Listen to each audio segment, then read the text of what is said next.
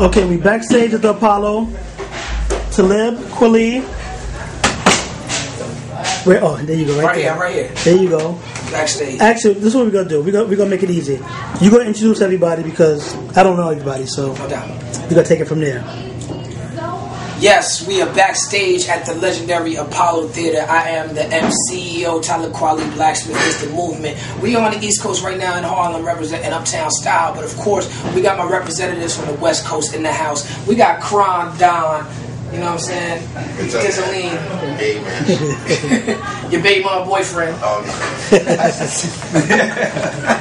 I got a lot of chicks with kids, man. Yeah, man. I say, man. You know. We got Mitchie Slick representing the Ron Con, San Diego, California. Yeah.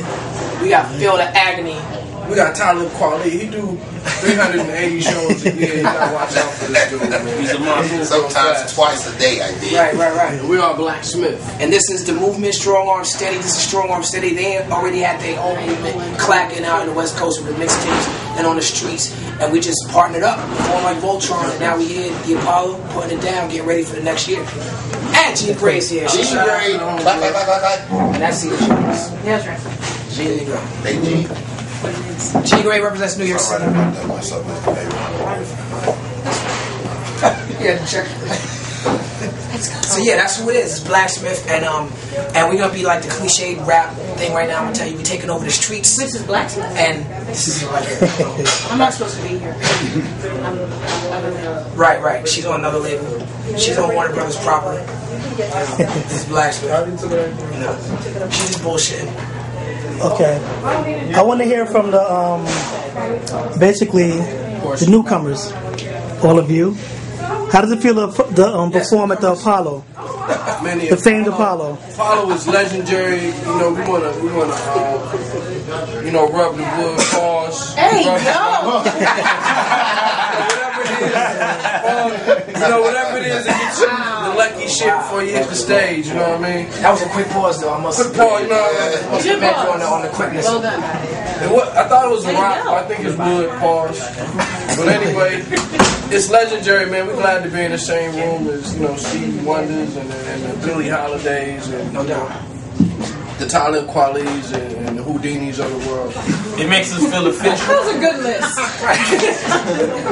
And is Sam Cooke performing? Yes. Of course. Add Sam Cooke to that list too. Yeah, James Brown, Live at the Apollo, 1963.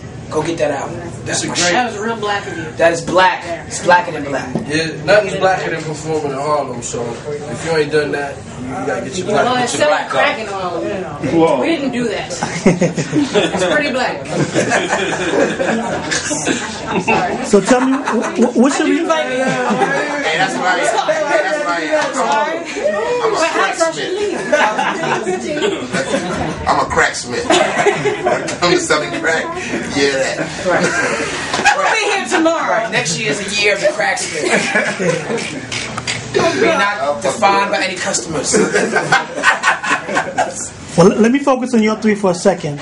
Tell me who y'all are, what are y'all bringing to the table, and why I should buy your album. Well, first of all, we're going to be looking at you real mean on the cover. So right up top. Well, we bring something really, really new and fresh, man. A rejuvenation of sound and energy for the West Coast. I know you guys are probably used to a certain type of sound and imagery. Yeah, y'all want that chronic back, so we're gonna bring that whole. But we're a new fresh the look, West man. Coast back. Yeah, we're a new fresh look. Like I say, and it don't really sound like nothing you ever seen before. I say it's the best of both worlds. We put good music and real good music together. Strong Arm Steady, and you can only think like Talib Kweli, being the artist he is and the track record he has. For him to come way 3,000 miles away to the Pacific Ocean and get cats like us, that must mean we're doing something, So Really, dig that. if you want to hear some straight music, especially from that end, where we from. See, the thing's been missing really is the artistry and the love of the craft for the music.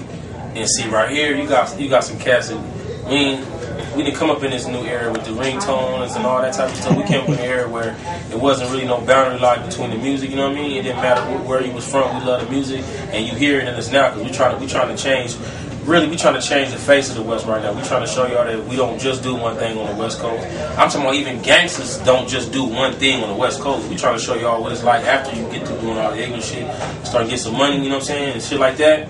That's what we bring to the table. And it's good ass music, you know what I'm saying? And a lot of the production and a lot of features that y'all hear from on our album is going to be features that you won't hear like on other platinum artists' albums. So it's not just a bullshit record.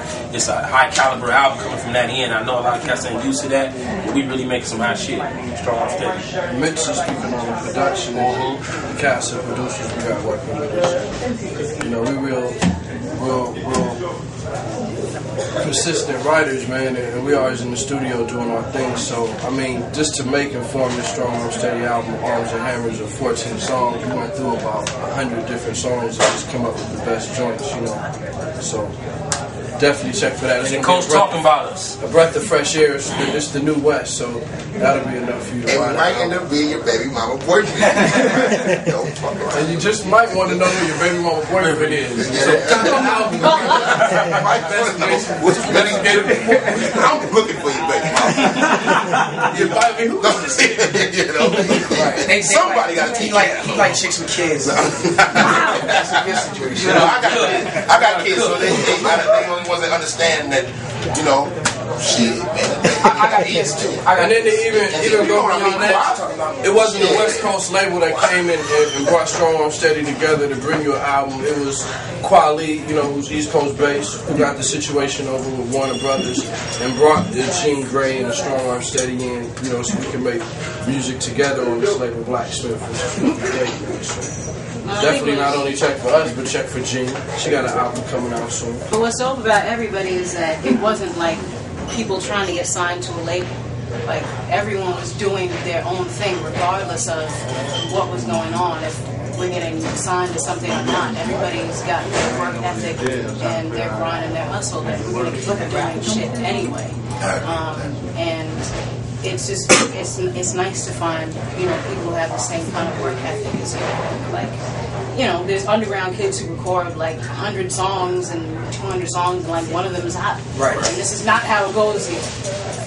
And I just, to add on to what Jeannie was saying, you know, like, I like to look at myself in my new situation as a boss, but I like to look at myself as the boss of myself and making partnerships with other bosses. And right now you see a room full of bosses. You know, first time I heard Phil the Agony's name, I was in London doing a record with this crew called The Producers, and he had the hottest record on their album. That was back in the Black Star days, you know what I'm saying? Mitchie Slick got a record he dropped last year with DJ Muggs, Soul Assassins, you know, Urban Survival Syndrome.